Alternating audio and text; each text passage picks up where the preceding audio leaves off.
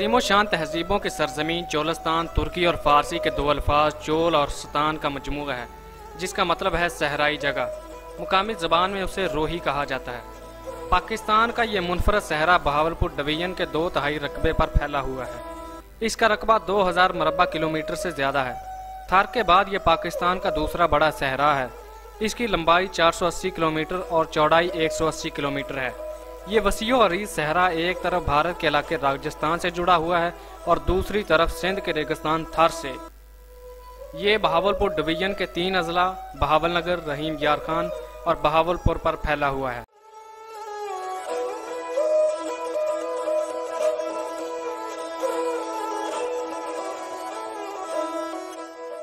चोलस्तान फितरी हुस्न से मालामाल खित्ता है।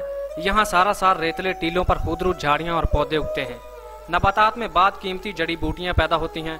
ये खूबी दुनिया के किसी और सहरा में नजर नहीं आती। यहाँ रेत के टीले 30 से 100 फीट तक ऊंचे होते हैं। चटियल मैदान होने के सबब शदीद गर्मी पड़ती है। चोलस्तान की आबो हवा हर मौसम में इंतहा दर्जे को छू लेती है।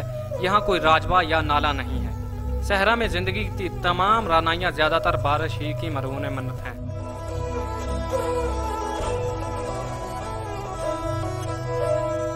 चोलस्तानियों की अपनी मखसूस आदात और रसूम और रवाज हैं। वो भेड़, बकरियां और ऊँट पालते हैं, तूफान की आमद का इदराक रखते हैं और सहरा में बांसुरी बजाकर अपना रेवड़ इकट्ठा कर लेने का गुर जानते हैं। ताहम चोलस्तान में मजमूई तौर पर जिंदगी मसाइब से पुर है। खाने पीने से लेकर मौसम तक हर चीज़ का इन्हिसार कुदरत के मिजाज पर है। पानी है तो जिंदगी है, सरसब्जी और शादाबी है। इस मकूले की हकीकत चोलस्तान के बासियों से ज्यादा और कौन समझ सकता है।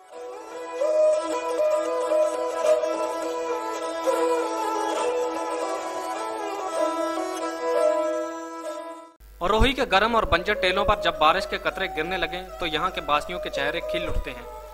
चंद दिन में नशीबो फराज पर सब्जा ही सब्जा नजर आने लगता है। कुदरत मेहरबान हो, बारिश अच्छी हो तो चोलस्तान में जिंदगी गुजारना निस्बतन आसान हो जाता है।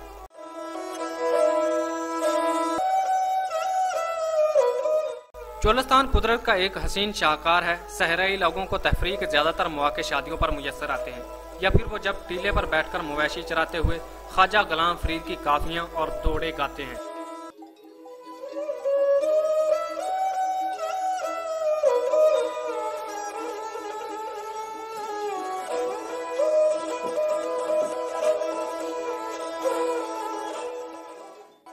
चोलस्तानी मर्द अपनी सज धज पर खुसूसी तवज्जो देते हैं। सर पर पगड़ी बांधते और रुमाल या अजरक कंधे पर रखते हैं।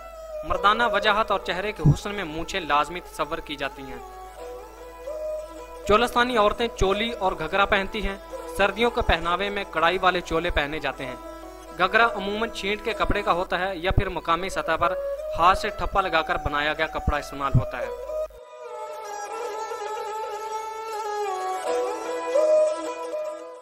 ऊंट यहाँ का खास जानवर है जिसे रेगिस्तान का जहाज कहा जाता है। ये लोग ऊंट सदाते हैं। मुतअद्दिद मुकामात पर ऊंटों की लड़ाइयाँ होती हैं जिनका बाकायदा एहतमाम किया जाता है।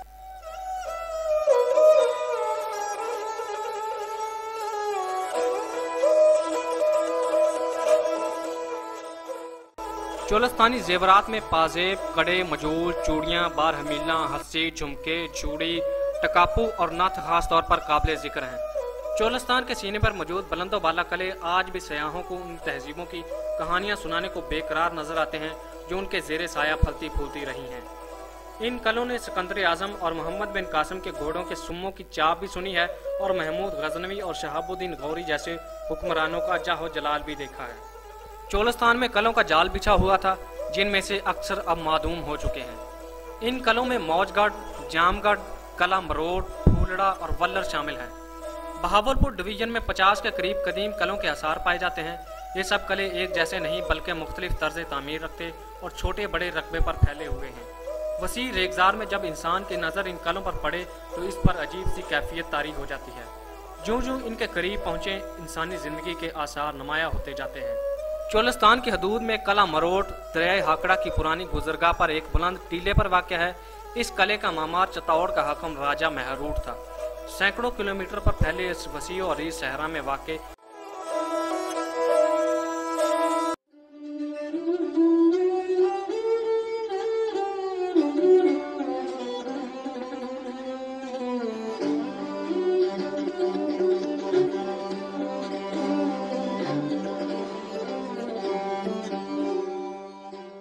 एक लंबे और घने सरसब्ज जंगल की मौजूदगी नाकाबिल यकीन अमर है।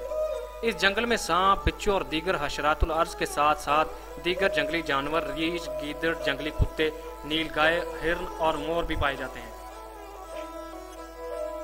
चोलिस्तान में जिस्मानी प्यास भी रूह की गहराइयों तक सरायत कर चुकी है और रूहानी प्यास भी। वक्त आन पहुंचा है कि दुनिया भर को दरसे मोहब्बत गनायत देने वाले ख्वाजा गुलाम फरीद के देश को जिंदगी के हकीकी हुस्न से सजा दिया जाए।